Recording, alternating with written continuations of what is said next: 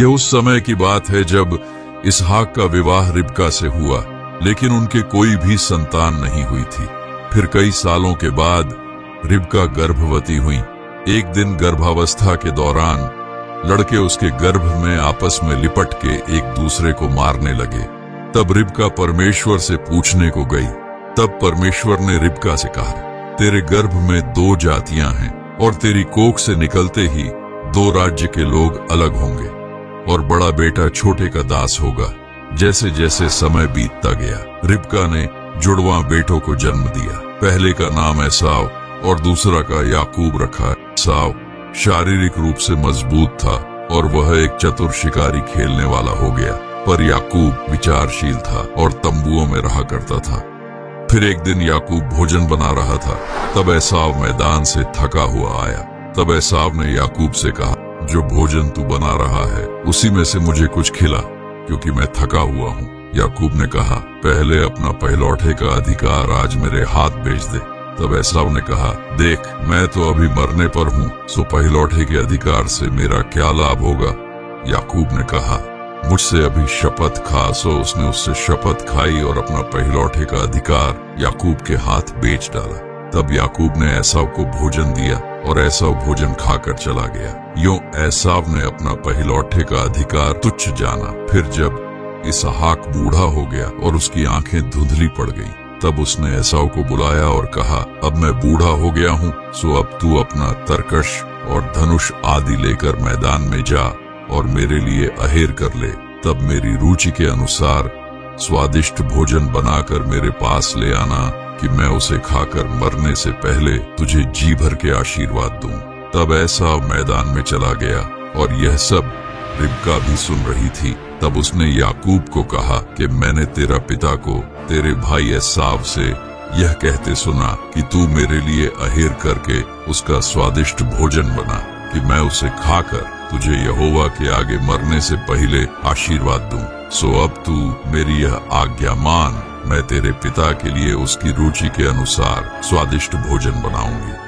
तब तू उसको अपने पिता के पास ले जाना कि वह उसे खाकर मरने से पहले तुझको आशीर्वाद दे।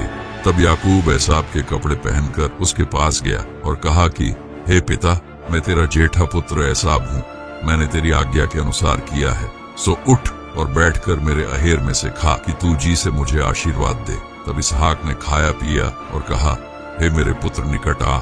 जब वह निकट गया, तब उसने उसके वस्त्रों की सुगंध पाकर उसको यह आशीर्वाद दिया कि देख, मेरे पुत्र का सुगंध जो ऐसे खेत का सा है जिस पर यहोवा ने आशीष दी हो, सो परमेश्वर तुझे आकाश से ओस और भूमि की उत्तम से उत्तम उपज और बहुत सा अनाज और नया दाख मधु दे। राज्य राज्य के लोग तेरे अधीन हों और देश देश के लोग तुझे दंडवत करें। तू अपने भाइयों का स्वामी हो और तेरी माता के पुत्र तुझे दंडवत करें। जो तुझे शाप दें सो आप ही श्रापित हों और जो तुझे आशीर्वाद दें सो आशीष पाएं। यह आशीष इसहाक ने याकूब को दी और याकूब अपने पिता इसहाक के सामने से निकला ही था कि एसाव अहेर लेकर आ पहुंचा। तब वह भी स्वादिष्ट भोजन बनाकर अपने पिता के पास ले आया और उससे कहा, हे मेरे पिता, उठकर अपने पुत्र के अहेर में से खा ताकि तू मुझे जी से आशीर्वाद दे। तब उसके पिता ने उसे कहा, अभी तो तूने मुझे दिया था। तब ऐसा उससे गया कि याकूब ने धोखे से उसका आशीर्वाद ले गया है, तो वह गुस्से में आ गया और याकूब को मारने की धमकी दी। तब रिबका ने याकूब को सलाह दी कि तू अपने मामा लाबान के पास चला जा ताकि तू एसाव के गुस्से से बच सके। तब वह अपने मामा के घर की ओर निकल पड़ा। तब यात्रा के दौरान याकूब एक जगह रात बिताने के लिए रुका और एक पत्थर लेकर अपना तकिया बनाकर रखा और उसी स्थान में सो गया। तब उसने एक स्वप्न देखा कि एक सीढ़ी पृथ्वी पर खड़ी है और उसका सिरा स्वर्ग तक पहुंचा है और परमेश्वर के दूत उस पर से चढ़ते उतरते हैं और यहोवा उसके ऊपर खड़ा होकर कहता है कि मैं यहोवा तेरे दादा अब्राहम का परमेश्वर और इसहाक का भी परमेश्वर हूँ। जिस भूमि पर तू पड़ा है उसे मैं तुझको और तेरे वंश को दूंगा। और सुन, मैं तेरे संग रहूंगा और जहाँ कहीं तू जाए वहाँ तेरी रक्षा करूंगा और तुझे इस देश में ले आऊंगा। मैं अपने कहे हुए को जब तक पूरा न कर लूं तब तक तुझको न छोड़ूंगा। तब याकूब जाग उठा और कहने लगा, निश्चय इस स्थान में यहोवा है और मैं इस बात को न जानता था। जब भोर को याकूब तड़के उठा तब उसने यह मन्नत मानी कि यदि परमेश्वर मेरे संग रहकर इस यात्रा में मेरी रक्षा करे और मुझे खाने के लिए रोटी और पहनने के लिए कपड़ा दे और मैं अपने पिता के घर में कुशल क्षेम से लौट आऊं, तो यहोवा मेरा परमेश्वर ठहरेगा और यह पत्थर की जगह परमेश्वर का भवन ठहरेगा, और जो कुछ तू मुझे दे उसका दशमांश मैं अवश्य ही तुझे दिया करूंगा। फिर याकूब ने अपना मार्ग लिया और तब उसने रास्ते में एक कुआं देखा और उसके पास भेड़ बकरियों के 3 झुंड बैठे हुए थे। याकूब ने चरवाहों से पूछा, क्या तुम लाबान को जानते हो? चरवाहा बोला, हाँ, हम उसे जानते हैं। वो देखो, उसकी बेटी राहेल अपनी भेड़ों के साथ आ रही है। जब याकूब ने राहेल को देखा, वो बहुत ही खूबसूरत थी और अपनी भेड़ों के साथ कुएं पर आई थी। याकूब ने तुरंत कुएं से पत्थर हटाया और उसकी भेड़ों को पानी दिया। याकूब ने राहेल से कहा कि वो रिबका का बेटा है। राहेल बहुत खुश हुई और दौड़कर ये खबर अपने पिता लाबान को बताने गई। लाबान भी याकूब से मिलकर बहुत खुश हुआ और उसे अपने घर ले आया।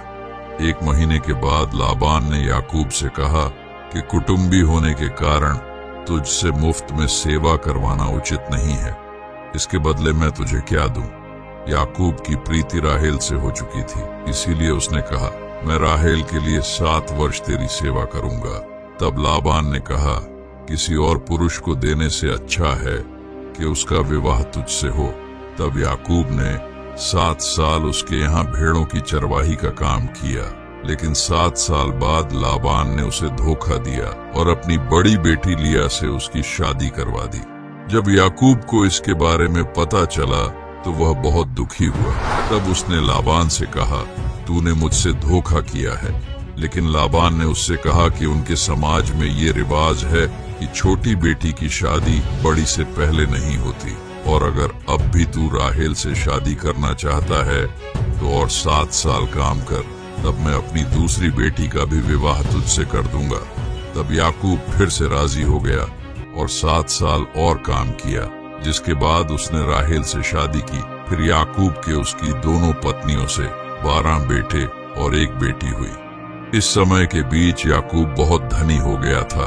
तब लाबान के पुत्रों की ये बातें याकूब के सुनने में आई कि याकूब ने हमारे पिता का सब कुछ छीन लिया है और हमारे पिता के धन के कारण उसकी यह प्रतिष्ठा है। और याकूब ने लाबान के मुख पर दृष्टि की और ताड़ लिया कि वह उसकी प्रति पहले के समान नहीं है। तब यहोवा ने याकूब से कहा, अपने पितरों के देश और अपनी जन्मभूमि को लौट जा और मैं तेरे संग रहूंगा। तब याकूब ने राहेल और लिया को कहा, तुम्हारे पिता के मुख से मुझे समझ पड़ता है कि वह मुझे पहले की नाई अब नहीं देखता, पर मेरे पिता का परमेश्वर मेरे संग है। और तुम भी जानती हो कि मैंने तुम्हारे पिता की सेवा शक्ति भर की है, और तुम्हारे पिता ने मुझसे छल करके मेरी मजदूरी को 10 बार बदल दिया, परंतु परमेश्वर ने उसको मेरी हानि करने नहीं दिया। जब उसने कहा कि चित्री वाले बच्चे तेरी मजदूरी ठहरेंगे, तब सब भेड़ बकरियां चित्री वाले ही जनने लगीं। और जब उसने कहा कि धारी वाले बच्चे तेरी मजदूरी ठहरेंगे, तब सब भेड़ बकरियां धारी वाले जनने लगी। इस रीति से परमेश्वर ने तुम्हारे पिता के पशु लेकर मुझको दे दिए।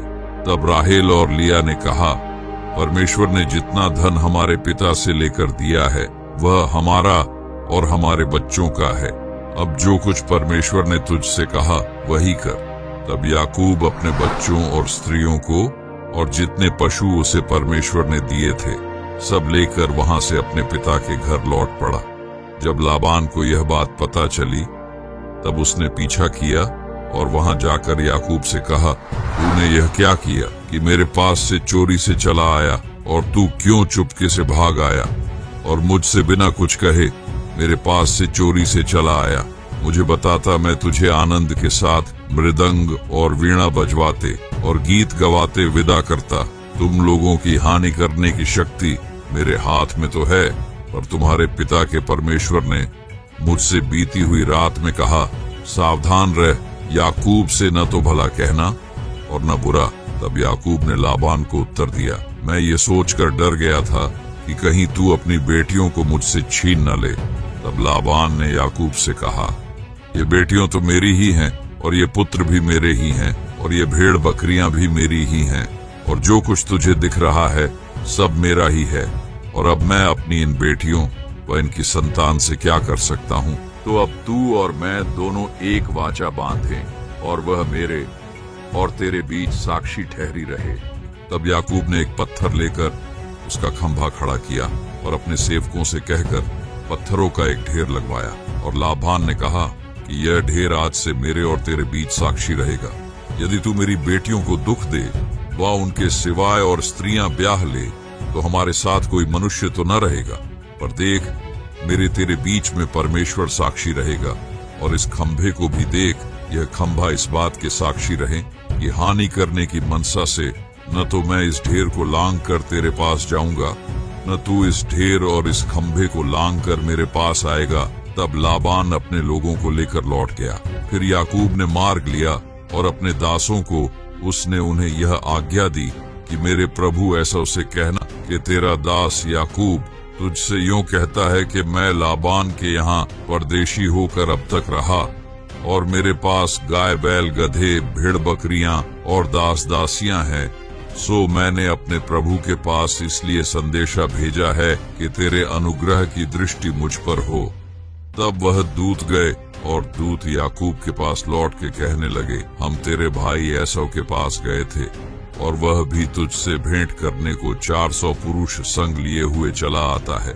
तब याकूब डर गया और परमेश्वर से प्रार्थना करने लगा, हे यहोवा, हे मेरे दादा अब्राहम और मेरे पिता के परमेश्वर, तूने तो मुझसे कहा कि अपने देश और जन्मभूमि में लौट जा और मैं तेरी भलाई करूंगा। तूने जो काम अपनी करुणा और सच्चाई से अपने दास के साथ किए हैं कि मैं जो अपनी छड़ी ही लेकर इस यर्दन नदी के पार उतर आया, सो अब मेरे 2 दल हो गए हैं। तेरे ऐसे ऐसे कामों में से मैं एक के भी योग्य तो नहीं हूँ। मेरी विनती सुनकर मुझे मेरे भाई एसाव के हाथ से बचा ले। मैं तो उससे डरता हूँ, कहीं ऐसा न हो कि वह आकर मुझे और मेरे परिवार को भी मार डाले। तूने तो कहा है कि मैं निश्चय तेरी भलाई करूंगा और तेरे वंश को समुद्र की बालू के किनकों के समान बहुत करूंगा, जो बहुतायत के मारे गिने नहीं जो सकते। तब उसने वो दिन और रात वहीं बिताई और जो कुछ उसके पास था उसमें से अपने भाई एसाव की भेंट के लिए छांट छांट कर निकाला और अपने दास को देकर कहा, जब मेरा भाई एसाव तुझे मिले और पूछने लगे कि तू किसका दास है और कहाँ जाता है और ये जो तेरे आगे आगे हैं सो किसके हैं, तब कहना कि यह तेरे दास याकूब के हैं। हे मेरे प्रभु, ऐसा ये सब भेंट तेरे लिए भेजी गई है और वह आप भी हमारे पीछे पीछे आ रहा है। और उसने दूसरे और तीसरे रखवालों को भी वरन उस सबों को जो झुंडों के पीछे पीछे थे ऐसी ही आज्ञा दी कि जब ऐसा तुमको मिले तुम सब इसी प्रकार कहना, क्योंकि याकूब यह सोचा कि यह भेंट के द्वारा मैं उसके क्रोध को शांत करके तब उसका दर्शन करूंगा तो हो सकता है वह मुझसे प्रसन्न हो जाए। सो वह भेंट याकूब से पहले पार उतर गई और वह आप अकेला परिवार से अलग रहा। तब कोई पुरुष आकर पांव फटने तक उससे मल्ल युद्ध करता रहा। जब उसने देखा कि मैं याकूब पर प्रबल नहीं होता, तब उसने कहा, मुझे जाने दे, क्योंकि भोर हुआ जाता है। याकूब ने कहा, जब तक तू मुझे आशीर्वाद न दे तब तक मैं तुझे जाने न दूंगा। तब उसने कहा, तेरा नाम अब याकूब नहीं परंतु इस्राएल होगा, क्योंकि तू परमेश्वर से और मनुष्यों से भी युद्ध करके प्रबल हुआ है। तब वह दूत चला गया। जब सुबह हुई तब उसने देखा कि एसाव 400 पुरुष लिए हुए उससे मिलने को चला आता है। तब वह 7 बार भूमि पर झुककर उससे मिलने को पहुंचा। तब ऐसा उससे भेंट करने को दौड़ा और उसको हृदय से लगा लिया। फिर वे दोनों रो पड़े। तब उसने आंखें उठाकर स्त्रियों और उसकी संतान को देखा और पूछा, ये जो तेरे साथ हैं सो कौन है? उसने कहा, ये तेरे दास के लड़के हैं जिन्हें परमेश्वर ने अनुग्रह करके मुझको दिया है। फिर एसाव ने कहा, आ हम बढ़ चलें और मैं तेरे आगे आगे चलूंगा। याकूब ने कहा, हे मेरे प्रभु, तू तो जानता ही है कि मेरे साथ लड़के और दूध देने वाली भेड़ बकरियां और गायें हैं। यदि ऐसे पशु एक दिन भी अधिक हाँके जाएं तो सब के सब मर जाएंगे। सो मेरा प्रभु अपने दास के आगे बढ़ जाए और मैं इन पशुओं की गति के अनुसार जो मेरे आगे है और इन लड़कों की गति के अनुसार धीरे धीरे चलकर सेईर में अपने प्रभु के पास पहुंचूंगा। तब एसाव ने उसी दिन सेईर जाने को अपना मार्ग लिया और याकूब वहां से कूच करके सुक्कोत को गया और वहां अपने लिए एक घर और पशुओं के लिए झोंपड़े बनाए। और वहां परमेश्वर ने उसे दर्शन देकर बेतेल को जाने को कहा। तब परमेश्वर ने उससे कहा, अब तक तो तेरा नाम याकूब रहा है, पर आगे को तेरा नाम याकूब न रहेगा, तू इस्राएल कहलाएगा। मैं सर्वशक्तिमान ईश्वर हूँ। तू फूले फले और बढ़े और तुझसे एक जाति वर्ण जातियों की एक मंडली भी उत्पन्न होगी और तेरे वंश में राजा उत्पन्न होंगे। और जो देश मैंने अब्राहम और इसहाक को दिया है वही देश तुझे देता हूँ और तेरे पीछे तेरे वंश को भी दूंगा। तब याकूब ने परमेश्वर को धन्यवाद दिया। उसके बाद जब वह बहुत ही बूढ़ा हो गया तब अपने सभी पुत्रों को और यूसुफ को आशीष देकर प्राण छोड़ दिए और उसके पुत्रों ने उसे अपने बाप दादों के कब्रिस्तान में मिट्टी दी। यह कहानी हमें सिखाती है कि सच्चा आशीर्वाद मेहनत, धैर्य, विश्वास और सत्य के मार्ग पर चलने से ही प्राप्त होता है। यदि हम अपनी कठिनाइयों में भी परमेश्वर पर भरोसा रखें तो वह हमें सही दिशा दिखाता है और हमारे जीवन को सफल बनाता है। अगर हमारी यह वीडियो अच्छी लगी तो लाइक और सब्सक्राइब जरूर करना और कमेंट में जय मसीह की जरूर लिखना और मिलते हैं एक और नई वीडियो के साथ। तब तक के लिए जय मसीह की।